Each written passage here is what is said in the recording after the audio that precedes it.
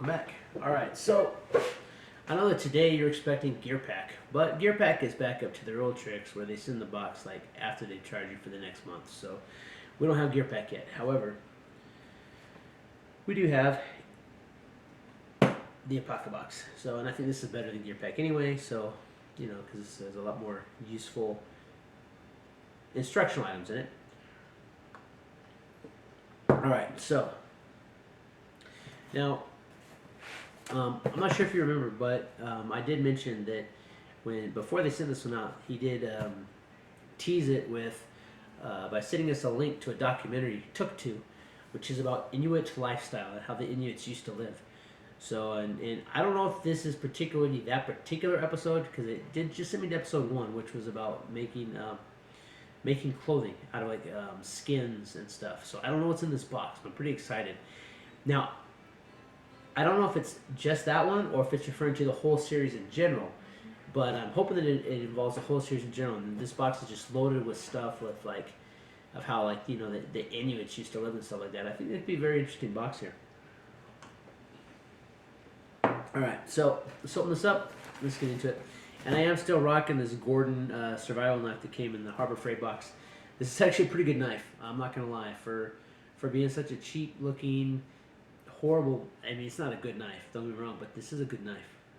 That sounds kind of weird, but you know, it's holding its edge. It's doing everything it's supposed to do. So, oh, and I might add that of the boxes I've gotten, this is the heaviest of the Apocaboxes. That one's only 4, but this is the heaviest. So, all right, let's get into this. Let's see what we got. Oh, there we go. All right, so. Oh, wow. A lot of good stuff in here. Okay, so let's see here. Awesome. Because, you know, we are building a survival kit for the course of the whole year. So, Tuktu. Okay, the Tuktu box. The Tuktu documentary series was produced by the National Film Board of Canada between 1966 and 1968. Learn about traditional Inuit culture from this fascinating series. This series documents cultural practices, skills, and values in Nunavut, northern Canada. Each episode focuses on a different topic and does a good job of celebrating the skills and resourcefulness of the Inuit. If you haven't watched the series yet, you can do that here, and he does link it. So there we go. Alright, so first we have the 60 by 84 50% wool blanket. So that's going to be this right here. And if you don't know, wool blanket, it's about as good as you can get. It's only 50%. But still, wool is fantastic. It'll keep you warm, even if it gets wet.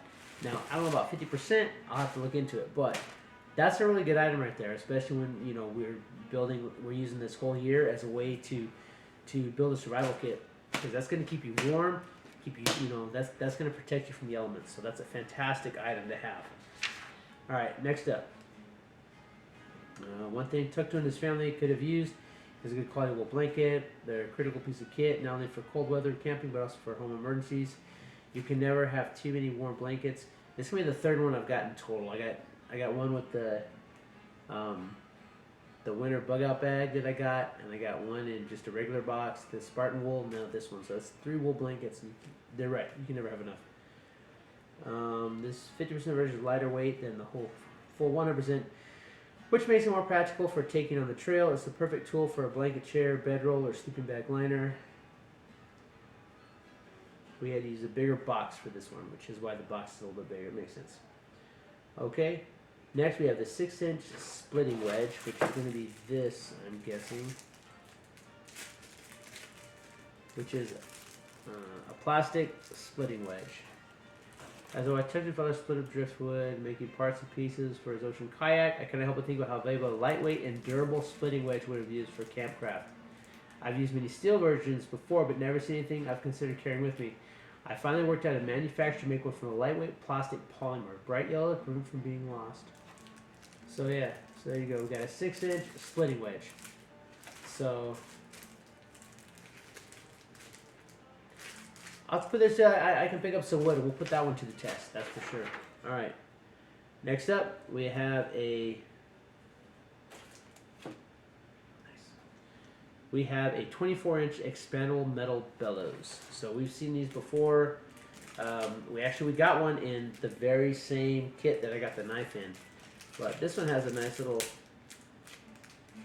nice handle. So, or has a little leather.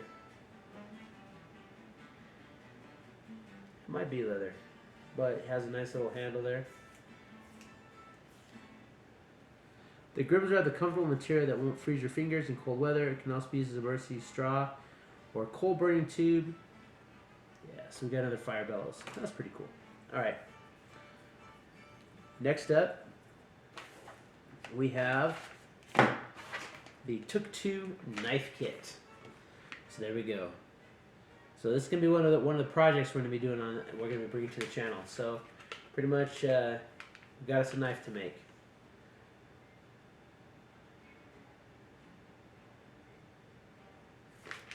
So there. Well, that might not be the. But anyway, so we got a Tuktu knife. So we'll put that together. We'll see how that is. Now next up we have the bomb net. So, although this style of net wasn't in Tuktu documentary, I'm sure we would have loved to have it. The bomb net is a unique style of gill net that is crazy effective. Simply fill the metal basket on top of the net with a bead or other chum that fish will eat and drop the net into the water. So, there's a little metal tube here. Put your bait in there. You drop that in the water, and this is pretty much a gill net. So this should help catch fish. This will go really good with our survival fishing kit. So with our survival fishing kit, because now we have a net that we can use along with our we got our monster bass and our mystery tackle box. So we have that as well. All right. So, and it looks like the knife is just another but here we have the Apocabox Survival Skill Challenge is an Inuit harpoon tip. And so pretty much the kit contains slate, wood, tip block, pin, select your shaft. So this is another one of those where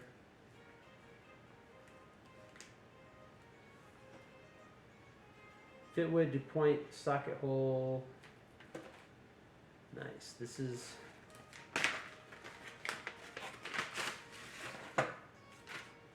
we got the directions there, and there, 2 pages. Select your shaft. So we're gonna have to find another, just like the project I just released. This is gonna go along with that. Ooh, this doesn't look good.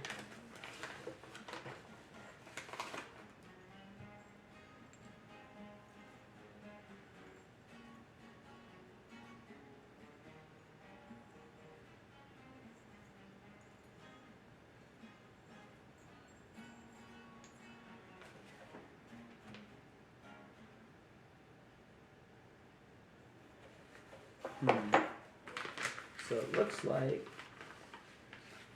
mine might be broken. I may have to contact him. But here's our tip. Put our shaft in there. The tip goes in here.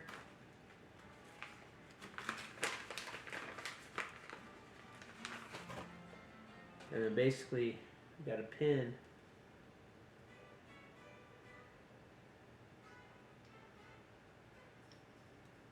that you have to whittle down.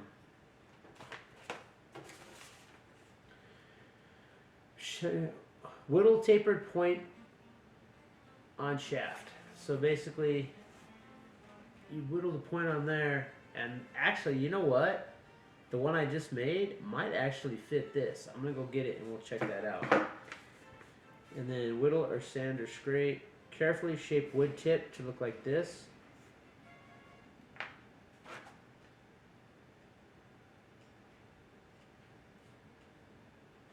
Okay, so then we have to shape this.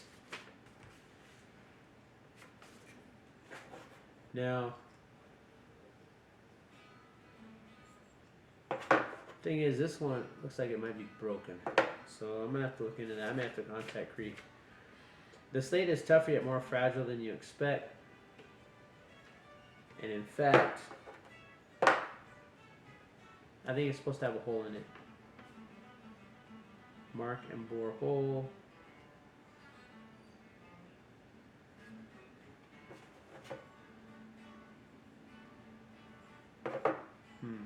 You know what? When other guys open their boxes, I'll see what they got.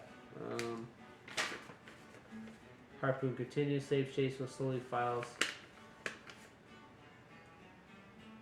Sand and fit pin. Trim and flush.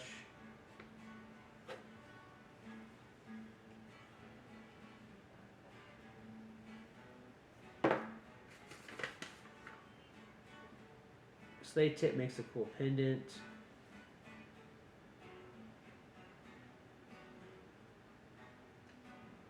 Yeah, I may have to contact him because it looks like my slate is broken.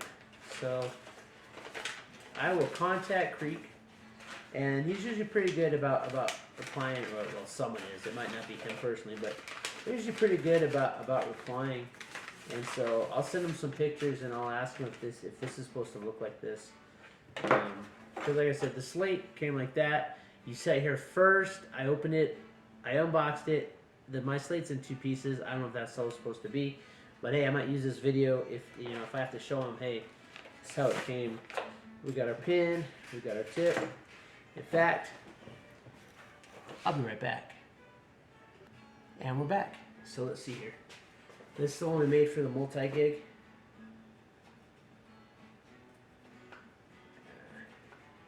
So not quite this loose. This won't stay on there. But it was a good idea. All right, that would be awesome if that would work for all three. But we're definitely gonna have to work on it because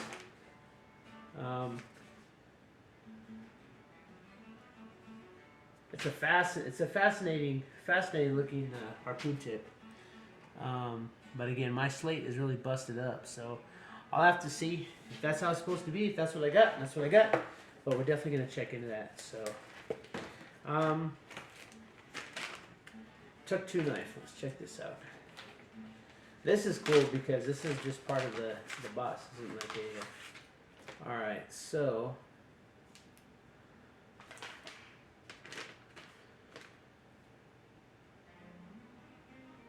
So the Tuktu video series shows him making everything with this little knife. I forged one after seeing it in the video. So simple and so great, as you can share it with you. So now I can share with you. Simply, the blade fits at a bit of an angle. The blade fits in.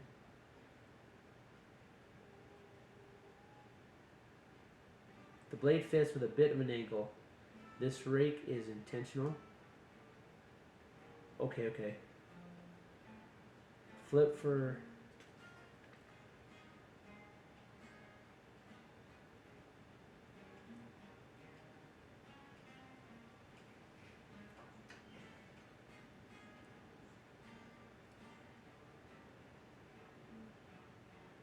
Okay, hold blade up and hit handle on the hard surface. A burned in socket will grip. Okay. Shape handle if you like. Oil or wax to protect polished blade. So basically, this is pretty cool. I mean, it's just. We'll open this up and we'll put the knife in. I guess I might be rocking this one instead of the Harbor Freight. We'll see. All right, so let's.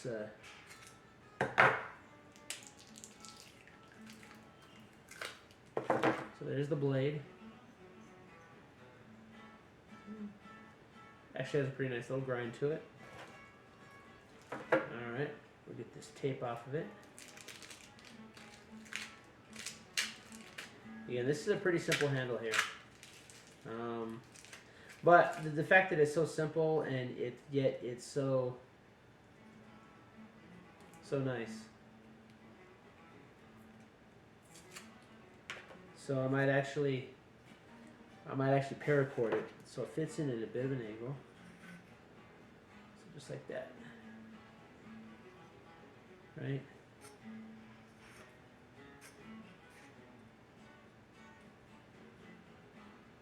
There we go.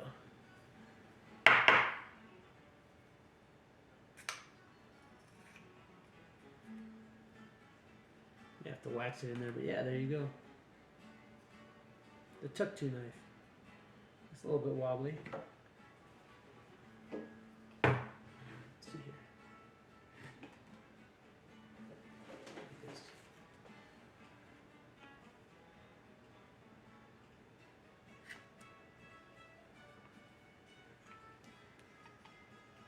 This has a better blade than some of the ones we've gotten from Bud K. So there we go. We got ourselves a little knife. So I will have to figure out how to get this thing to stay in there, like, permanently. And then I may carve it down, but I kind of like how this feels. But I will definitely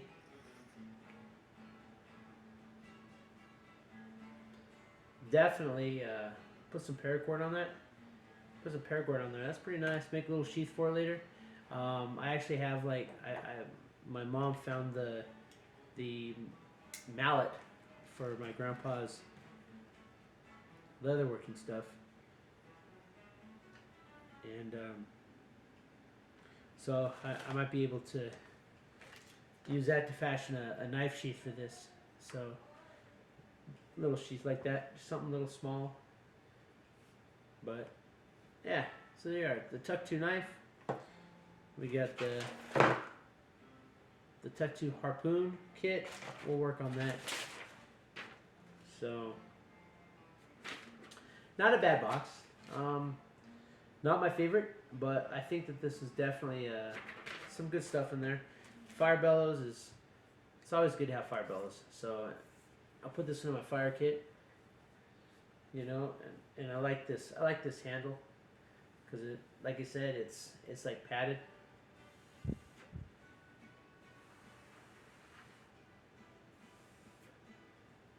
Has a nice breeze to it.